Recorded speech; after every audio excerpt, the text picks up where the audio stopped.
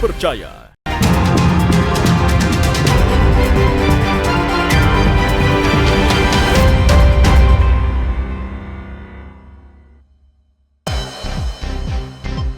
Status kawasan hutan hambat pembangunan.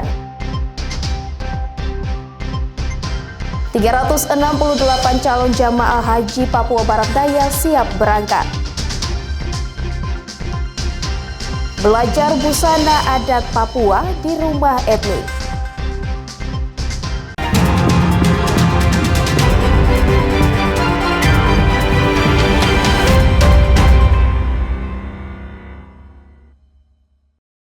Selamat pagi saudara, apa kabar Anda hari ini? Selain ketiga informasi tadi, sejumlah informasi dan berita menarik lainnya akan kami hadirkan untuk mengisi rangkaian berita Kompas Sorong hari ini. Selama 30 menit ke depan bersama saya Ece Dias, inilah Kompas Sorong selengkapnya.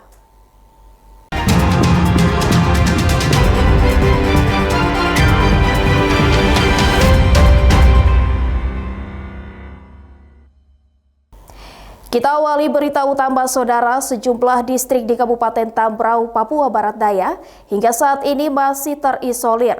Hal ini berdampak akibat status kawasan hutan yang belum jelas, menyebabkan belum adanya pembangunan akses jalan. Hingga saat ini pemerintah Kabupaten Tambrau belum dapat melakukan pembangunan akses jalan dengan baik.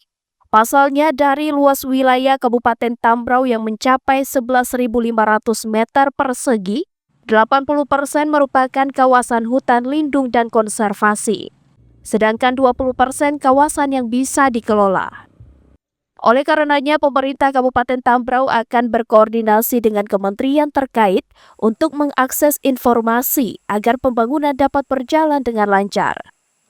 Salah satu upaya yang diminta untuk menurunkan status kawasan hutan, yakni dengan menyiapkan sejumlah dokumen teknis. Salah satunya dokumen RT/RW yang belum dimiliki oleh Kabupaten Tambrau, lantaran masih menunggu dokumen RT/RW Provinsi Papua Barat Daya.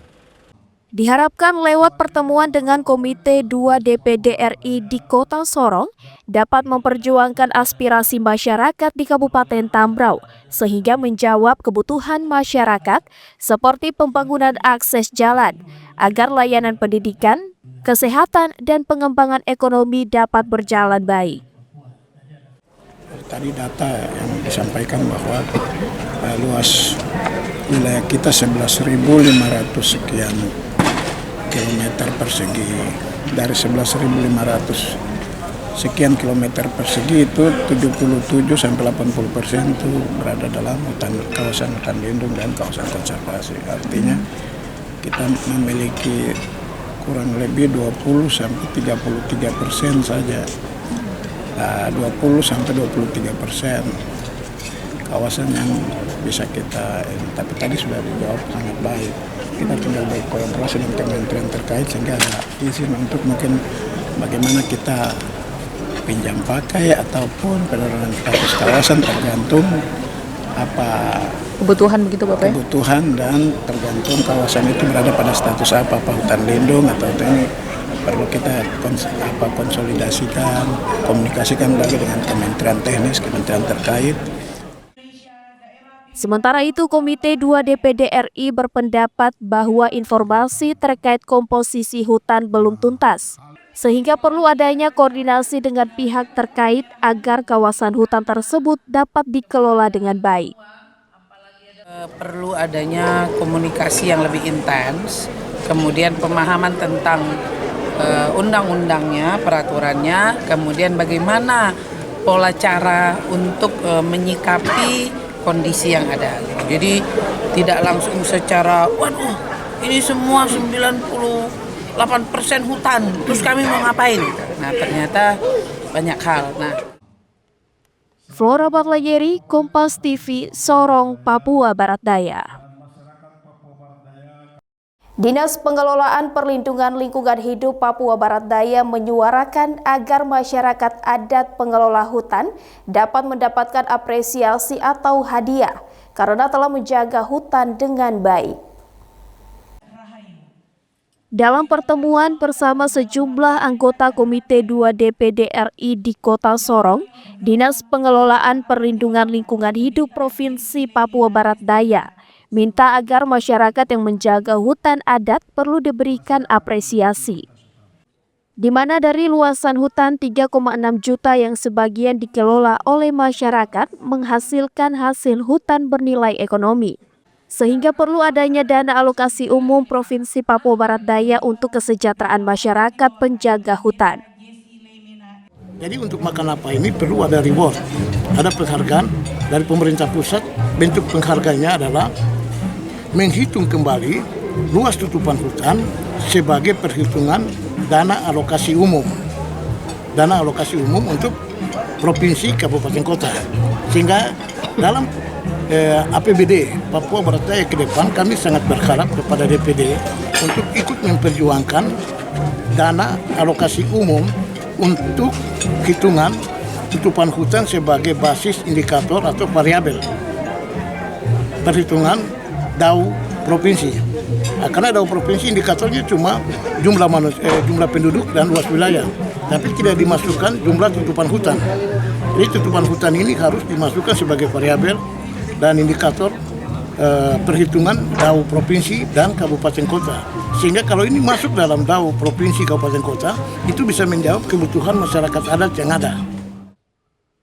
Menjawab hal tersebut, Ketua Komite 2 DPD RI, Badikenita Boru Sitepu mengatakan, perlu adanya pendaftaran masyarakat yang menjaga hutan untuk dikaji agar mereka yang benar-benar menjaga hutan mendapatkan haknya.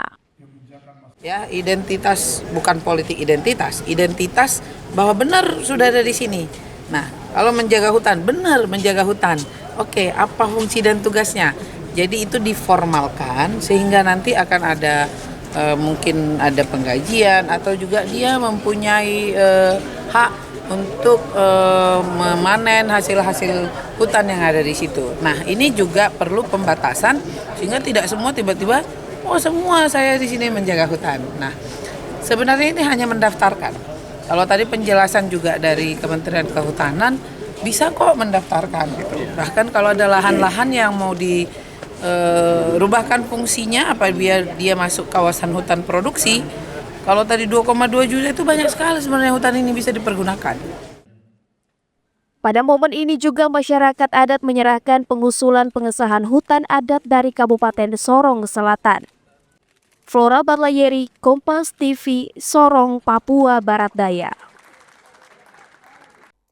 Badan Pengawas Pemilihan Umum Kabupaten Manokwari mengembalikan sisa dana hibah pemilihan kepala daerah senilai 1,3 miliar rupiah lebih ke kas daerah. Penyelenggaraan pemilihan kepala daerah tahun 2024 sudah selesai, namun masih menyisakan dana hibah yang dikelola oleh Badan Pengawas Pemilihan Umum Kabupaten Manokwari.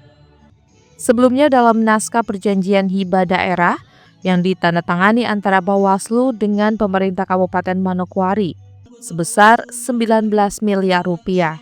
Alokasi dana tersebut untuk membantu pembiayaan pengawasan pemilihan kepala daerah tahun 2024 lalu. Dari total dana hibah tersebut, telah terpakai sebesar 17,6 miliar rupiah, sehingga sisa dana yang dikembalikan sebesar 1,3 miliar rupiah. Ini menjadi edukasi kepada semua pihak dalam pengelolaan dana hibah, sehingga tidak menimbulkan potensi penyelewengan atau korupsi. Namun pengembalian sisa anggaran tentu harus disertai dengan laporan pertanggungjawaban sebagai bukti penggunaan anggaran. Dana hibah merupakan salah satu instrumen penting dalam membangun daerah, dalam pembangunan daerah. Namun penggunaannya harus sesuai dengan peraturan atau regulasi dan prinsip kehati-hatian. Peran Bawaslu dalam mengawasi proses ini patut kita hargai sebagai bentuk sinergi antar lembaga. Pemerintah Kabupaten Manokwari terus berkomitmen penuh untuk memastikan setiap rupiah dana hibah yang dikelola secara efektif, efisien, dan tepat sasaran demi kesejahteraan masyarakat Manokwari.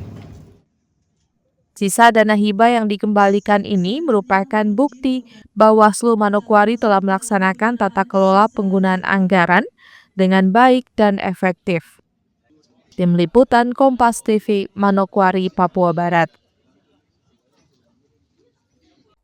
368 calon jamaah haji Papua Barat Daya siap berangkat. Nantikan informasi selengkapnya usai jeda berikut ini.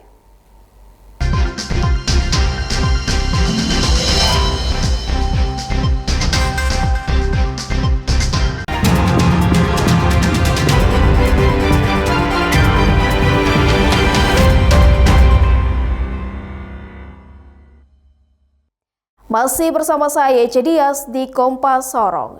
Saudara, sebanyak 368 calon jamaah haji dari Provinsi Papua Barat Daya siap untuk diberangkatkan ke Arab Saudi setelah mereka dilepas oleh Gubernur Papua Barat Daya Elisa Kambu. Gubernur berpesan agar jamaah calon haji dari Papua Barat Daya dapat menjalankan ibadah dengan baik dan mendoakan seluruh masyarakat. Sebanyak 368 jamaah calon haji Provinsi Papua Barat Daya ini resmi dilepas oleh pemerintah daerah. Mereka masuk dalam kloter 23 dan 25 yang akan diberangkatkan pada Mei pekan depan melalui embarkasi Makassar menuju ke Arab Saudi. Jamaah calon haji yang tergabung dalam kloter 23 yakni Kota Sorong, Kabupaten Sorong, Kabupaten Sorong Selatan, dan Makassar yang akan berangkat menuju Arab Saudi pada 17 Mei mendatang. Sedangkan untuk kloter 25 terdiri dari Kabupaten Manokwari, Fakfak, Teluk Bintuni, Kaimana, Raja Ampat, Wondama, Manokwari Selatan, Tambrau, Kabupaten Sorong, Kota Sorong, dan Kabupaten Maibrat bersama petugas kesehatan, kloter, dan PHD yang akan diberangkatkan pada tanggal 19 Mei mendatang. Pada kesempatan ini, Gubernur Papua Barat Daya Elisa Kambu berpesan kepada seluruh jamaah calon haji untuk dapat menjalankan ibadah dengan baik dan mendoakan masyarakat di Papua Barat Daya.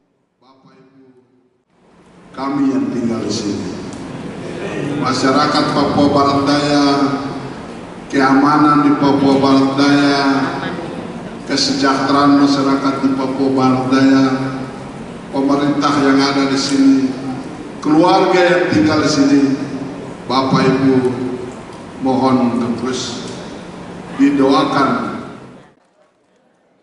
Sementara itu, salah satu jamaah calon haji asal Kabupaten Raja Ampat mengaku senang karena setelah 15 tahun menunggu, ia dapat berkesempatan untuk mengikuti ibadah haji di tahun ini. Ia pun membawa makanan khas dari Raja Ampat sebagai persiapan untuk keberangkatan.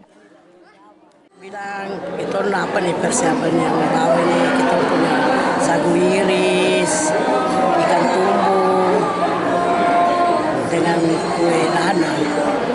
Makanan khas dari Raja Ampat ya Mama ya? Saya ganti mama tuh, mama sudah meninggal, jadi 15 tahun. 15 tahun. Kalau Mama sekarang umurnya berapa?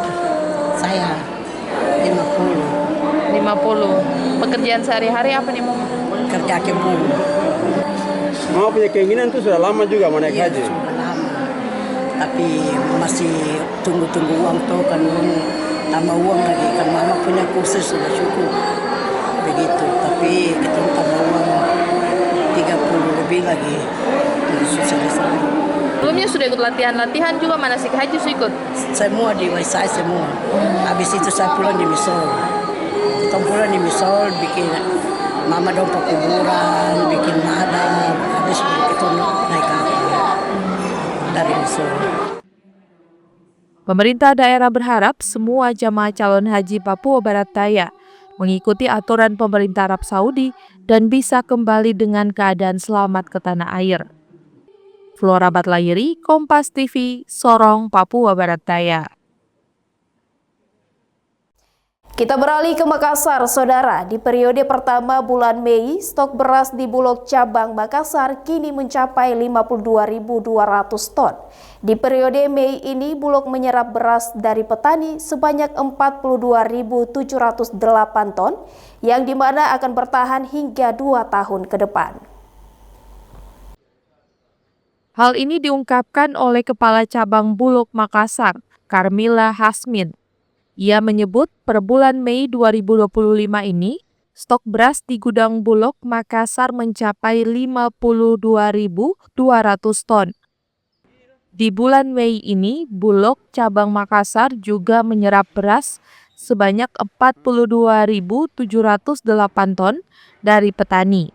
Angka ini lebih banyak dari target yang diberikan pemerintah pusat, yakni 40.736 ton. Kantor cabang Makassar kami juga sudah mencapai melampaui dari target yang diberikan, di mana target yang diberikan adalah 40.000 ton setara beras dan kita sudah mencapai 42.700 ton setara beras. Stoknya ini bisa sampai kapan? Stok kita itu sudah mencapai, stok beras yang ada di cabang Makassar sudah mencapai 74.000 ton. Ini bertahan sampai dengan 2 tahun ke depan, sangat mencukupi untuk di wilayah Kota Makassar dan sekitarnya. Tim Liputan Kompas TV, Makassar. Belajar busana adat Papua di rumah etnik. Nantikan informasi selengkapnya usai jeda berikut ini.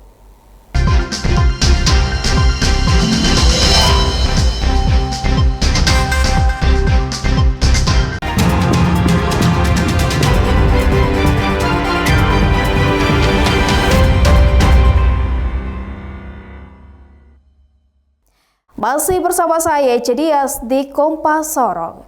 Saudara, pakaian adat di tanah Papua sangat beragam dan belum terpengaruh budaya luar, sehingga masih sangat orisinil. Kali ini saya akan mengajak Anda melihat kebudayaan Papua dari pakaian adat yang dimiliki rumah etnik Papua.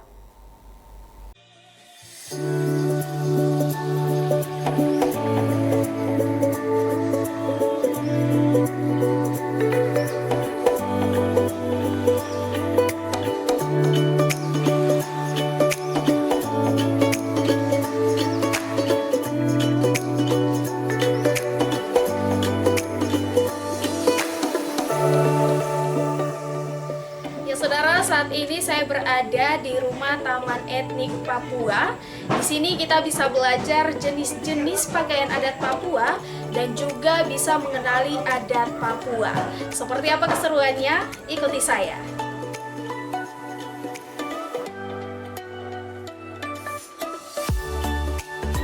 Pakaian adat Papua menunjukkan bahwa penduduknya hidup berdampingan dengan alam sekitar.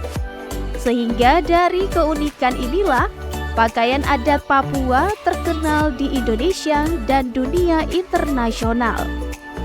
Ada beberapa jenis pakaian adat Papua yang tersedia di rumah etnik. Antara lain, pakaian adat dari masyarakat Papua Pegunungan, masyarakat Biak di pesisir Papua, masyarakat Moi di Sorong, Papua Barat Daya, dan Asmat di Papua Selatan. Selain itu, ada juga sejumlah pakaian adat dari daerah lainnya di Papua. Bahkan pakaian adat Papua ini berasal dari alam, misalnya rumbai untuk menutup bagian tubuh bawah wanita yang berasal dari pucuk sagu.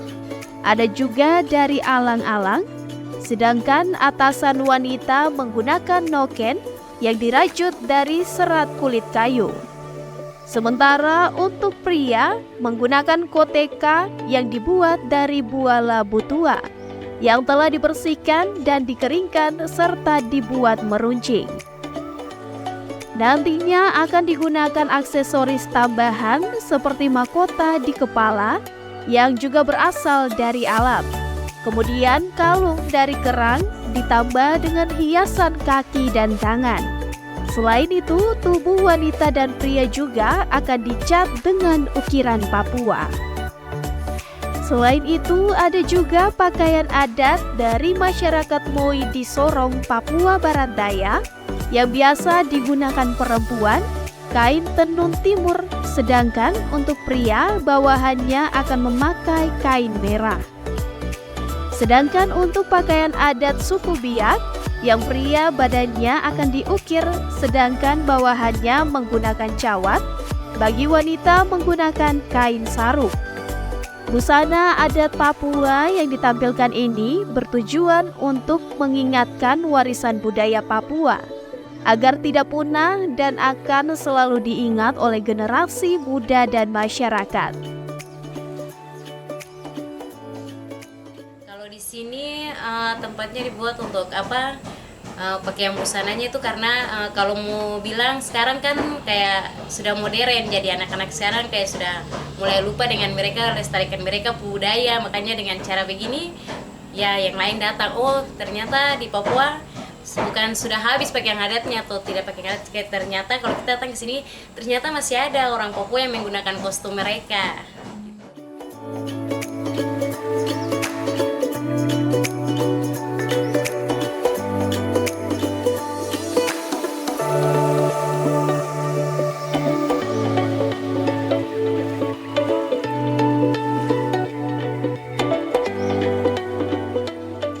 Hanya busana, namun ada juga museum di rumah etnik yang memajang benda-benda bersejarah seperti patung asmat, piring gantung, rajutan noken dari kulit kayu dan benang, ada juga tifa, koteka, dan beberapa benda lainnya. Pengunjung yang datang cukup terpesona dengan keindahan rumah etnik yang bernuansa budaya Papua. Karena ada beberapa jenis rumah adat yang bisa digunakan untuk berfoto dan juga bisa secara langsung menggunakan pakaian adat beberapa daerah di Papua. Ya, saudara, inilah pakaian adat dari Papua. Bagi Anda yang ingin mencoba, bisa langsung kunjungi Rumah Taman Etnik Papua. Tim Liputan Kompas TV Sorong, Papua Barat Daya.